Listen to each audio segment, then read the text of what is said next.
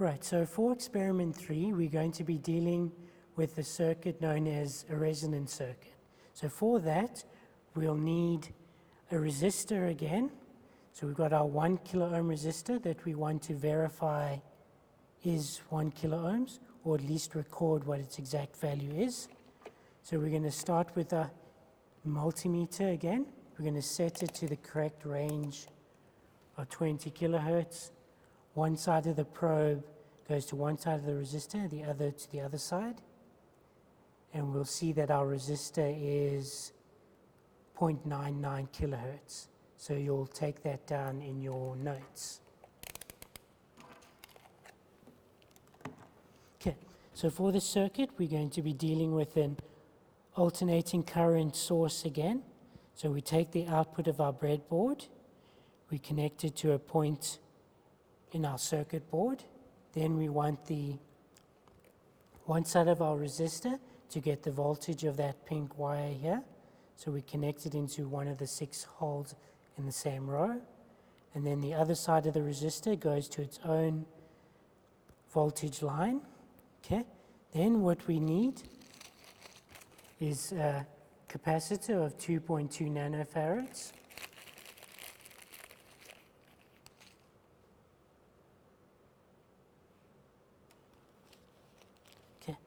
We just take our input of our capacitor, needs to go to the output of our resistor.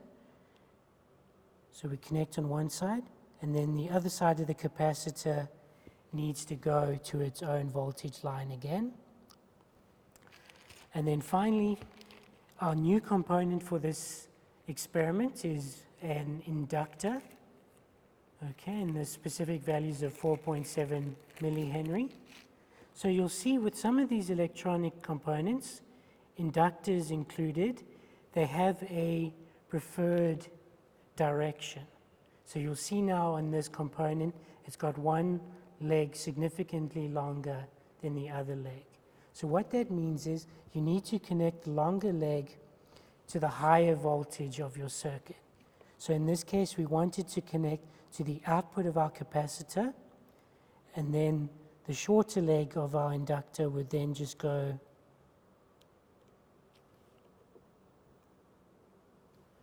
to ground. And now this is our series RCL resonant circuit. So now we need to set the correct starting signal for our circuit. Okay, so what we want there is we can take the probe 1 of our oscilloscope, okay, and plug it to anywhere in the input along the pink wire's same voltage line. Okay, so our input we want is maximum amplitude, so the highest voltage we can get. We want the sine type wave, and then finally we want to start off with initial frequency of 5 kilohertz.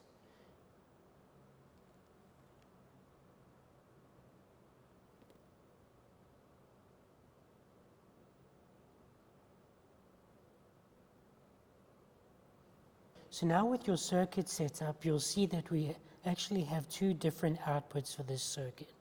We've got the first output between the resistor and the capacitor, and then the second output between the capacitor and the inductor. So what that means is we'll have to move our second probe between the 2 points in order to take our measurements. Okay, so then for that one, what we need to do is we're going to find a special point in this type of circuit known as the resonant point. So that occurs when our output is at its minimum. So we'll see currently at this frequency, they are roughly the same magnitude in terms of voltage, or if we even look at the same heights. So you'll slowly increase the frequency, and what you'll notice is that the blue output peak is starting to decrease as we move our frequency upwards.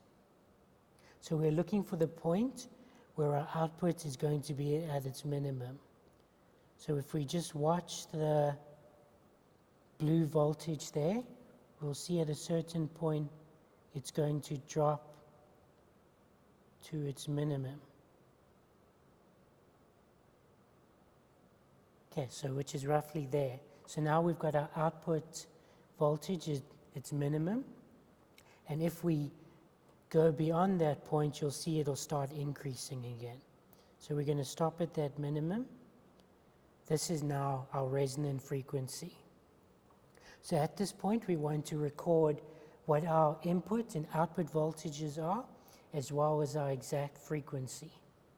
Okay, and then we want to measure our phase difference like we had for experiment 2, where you determine the time between the two peaks of our input and output. So we're going to activate our cursor again, set it to manual X type. We'll move our first cursor A to the peak. Now you'll see for this one, obviously with our output voltage being very low, what we can do is adjust the scale just to get a better idea, and then we can move our second cursor to our judgment of where the middle of the peak is. But what we should see for this one is they should be almost in phase at this frequency anyway. So we're expecting a small delta X between them. Okay, and then usually with this one, it's hard to judge which one's coming first between the two. So you can just take note of that, possibly record it as a plus minus, and gives you something to discuss in your report of why you couldn't assign specific one. Okay. Now that we've found the resonant frequency looking at our first output, we want to move our channel 2 probe to the second output to see what our output looks like there. So once again, you're going to record your output voltage, and then we also want to find the phase or time difference between our output and input. So we'll turn on the cursor again, manual type X. We'll move one of the cursors to the peak of our blue output, and then the other cursor will move to the peak of our yellow input. Okay, so we get a delta value of 4.80 microseconds, and because the output is coming first, we can record that delta X as a positive value. Okay, then once we've got that measurement, we're going to move our channel 2 probe back to our first output between the resistor and the capacitor, and we're going to study what effect changing the frequency of our input has on our output. So we're going to start at a frequency lower than our resonant. So resonant was about at 50. So if we move to say 20 kilohertz, okay, we can record our input and output voltages again, as well as our exact frequency. Then what we'll need to do is use our cursor to measure the time difference between our peaks again. So we're going to put one on our input peak and the other on our output. Okay, and we see our value of delta X is 2.40 microseconds. And we also see that now our input is leading. So we've got to record that as negative 2.40 microseconds. Okay, turn our cursor off now. And now we want to look at output 2. So we're just going to move our probe. We won't change any frequency settings or not. We're just moving the probe, freeze it. Once again, we can record our new output voltage for 2. And then we'll use our cursor function again to measure the time or phase difference between the two peaks. And then all the changes we're going to do is just increase our frequency about 10 kilohertz, record our values, take a picture of what's on the screen, use our cursor to find the time difference, and then we need to do the same for output 2. So you just move your probe, record your values, take a picture, and then use the cursor to find the time difference. And you'll just repeat that process going between output 1 and 2, changing your frequency 10 kilohertz each time for 5 different readings. Then that'll complete your results for part 1 of experiment 3. Right, for now, for part 2 of experiment 3, we're going to keep the same components, but we want to put our capacitor and inductor in parallel. Okay, so to do that, we need our one leg of our capacitor joining at the end of the resistor, and then the second leg going to its own potential row. And then to put the inductor in parallel, once again, we be mindful that the legs are of different length, and the longer leg needs to go to the higher potential. So we'll place the longer leg along the same voltage row as the capacitor and the output of the resistor, and then the short leg, or the output of the inductor, goes to the same output point as our capacitor. And now we have the capacitor and inductor in parallel configuration. And then we complete our circuit by grounding the outputs of those two components. Okay. So the first thing you'll notice with this circuit is because we've got these two in parallel, we're now down to one output again. So we won't have to move the probe between output 1 and 2 this time. We can just have channel 1 is our input, channel 2 is our output, where the three components meet. Okay, now what changes for this one is we want to find our resonant frequency again, but now with the series one, we found resonance when the output was at its minimum. But now we'll see, because of our new parallel setup, we're going to find resonance when our output is at maximum.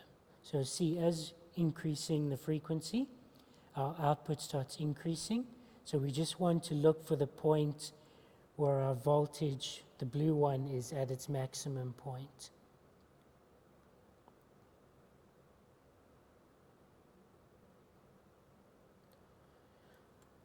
Okay, now that we found the resonance for this circuit, we want to take note of our measurements.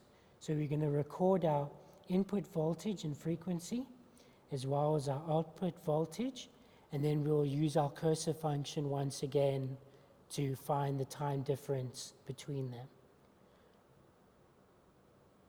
Okay, if I take cursor, usual manual type X.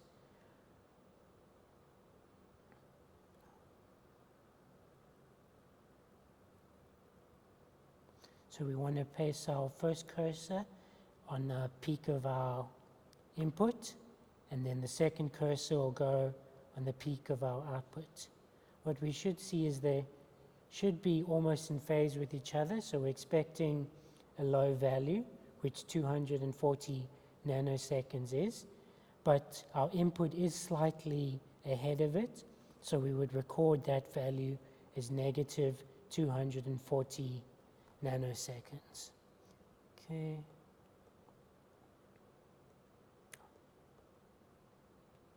Okay, so as with part 1, we just want to study the effect changing the frequency has on our circuit. So we found our resonance. So if we adjust our frequency down to, say, 10 kilohertz, okay, you're going to record your input and output voltages again, as well as your exact frequency. Then we'll turn on our cursor function again so we can measure what the time difference is between the two.